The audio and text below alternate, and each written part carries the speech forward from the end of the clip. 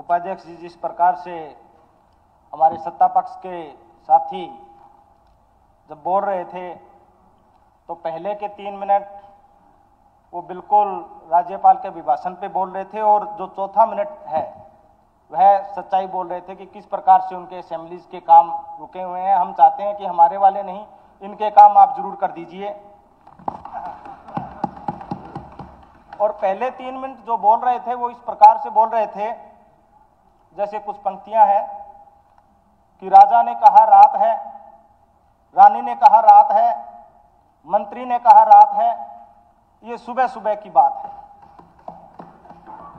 सुबह सुबह की बात जो राजा ने कह दी वही बात पूरा मंत्रिमंडल से लेके तमाम साथी कह रहे हैं। और जो अभिभाषण में सबसे जो जरूरी बात जिसके अंदर राम मंदिर के प्राण प्रतिष्ठा के बारे में तमाम साथियों ने अपनी बात कही। बिल्कुल राम सर्वव्यापी है, सबके है, कण कण में है, उन पे राजनीति नहीं होनी चाहिए।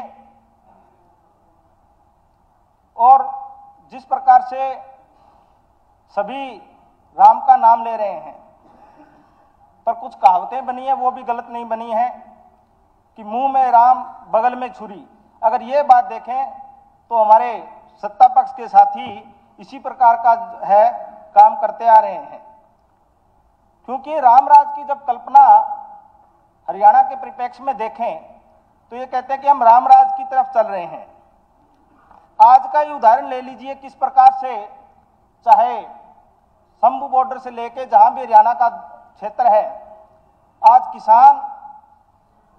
किसानों के साथ क्या व्यवहार हो रहा है।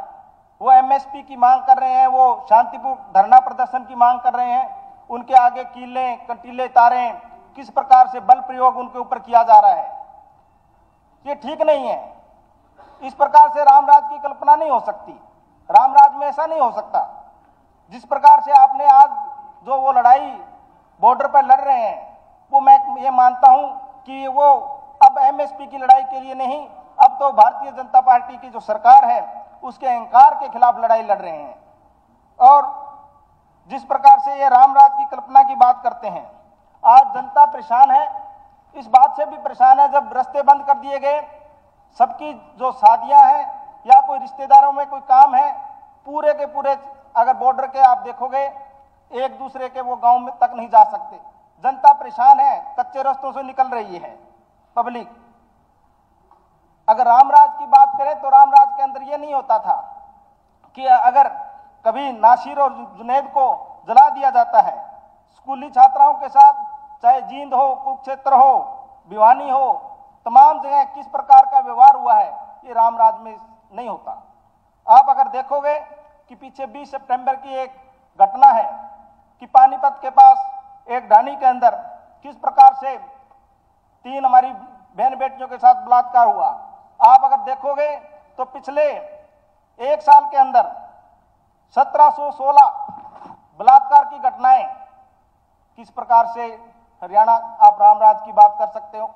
अगर आप देखोगे कि अगर आंकड़े देखोगे तो डकैती के अंदर यूपी व दिल्ली के बाद सबसे ज्यादा, दिल्ली से भी ऊपर डकैतियां हैं वो हरियाणा के अंदर हुई है। क्या ये रामराज हो सकता है? इस प्रकार की कल्पना करके रामराज को आप बदनाम ना कीजिए। आप देखोगे अगर बच्चों के खिलाफ भी अत्याचार और बुजुर्गों के खिलाफ अत्याचार है वो 50% तक बढ़ चुके हैं इस साल में। इसी प्रकार अगर आप देखोगे कि तमाम प्रकार से आप जैसे पोर्टल की बात है, हर आदमी आज परेशान है, हर व्यक्ति परेशान है।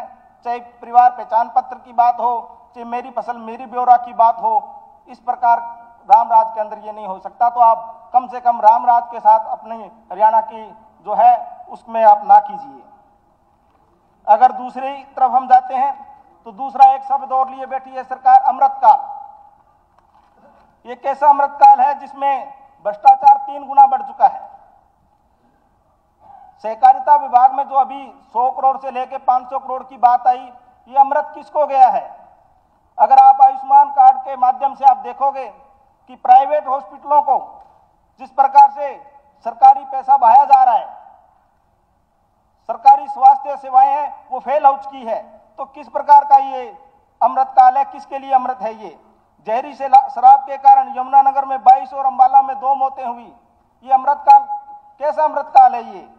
17 लाख बच्चों के वजीफा है वो रोक दिया गया है। 260 करोड़ रुपए अटका पड़ा है। विकसित भारत संकल्प यात्रा में पानी की तरह पैसा बहाया जा रहा है। ये कौन सा अमृत है? आप बताइए। प्रधानमंत्री किसान सम्मान निधि में किसानों को 2-2 हजार रुपए हर 4 महीने में दिए जाते हैं, परंतु मजदूर है वो उसका हाथ है, दूसरा हाथ है, पर मजदूरों के लिए कोई घोषणा नहीं है। उन्होंने कौन सा पाप कर रखा है? ये कैसा अमृत काल है जिसमें गरीबों को, दलितों को बाहर कर दिया गया है? आप देखोगे 30,000 मजदूर हैं, उनके पेंशन है, वो उनके वेतन भत्ते हैं वो रुके पड़े हैं। ये कैसा अमृत काल है? तो मेरा कहने का भाव, ये दोनों सारी बातें बनावटी बातें हैं, इसमें हरियाणा के लोग नहीं फंसने वाले। आज अगर देखोगे कि जब चौधरी भूपेंद्र सिंह हुड्डा जी की सरकार थी तो 4 पावर प्लांट लगाए गए, बिजली के वो सुविधाएं दी गई। आज हरियाणा में बिजली है, गांव को 24-24 घंटे की बात कर रहे हैं, कोई पानी, कोई बिजली, कुछ भी नहीं मिल रहा।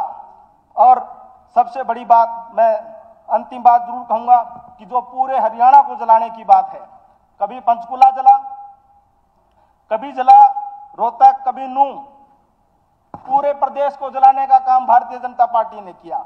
और फिर कहते हैं कि हम इस प्रदेश को आगे लेके जाएंगे। इस प्रकार से आगे नहीं जाएगा। शहरों को जलाकर जो आपने काम किया है उसके लिए अपनी 2 पंक्तियां कहकर अपना स्थान लूंगा।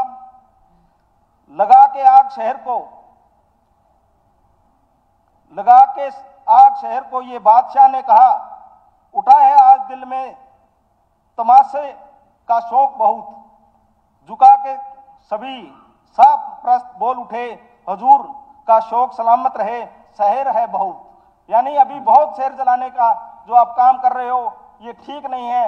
ये हरियाणा की माटी का ये जिस प्रकार से है वो सद्भाव का है, ये दूध दही का खाने वाला है, यहाँ पे प्रेम भाव से रहा जाता है। और आपने जिस प्रकार से इस पूरे हरियाणा को बांट के रख दिया है, ऐसा काम ना करें और हरियाणा को आगे हमने लेके जाना है।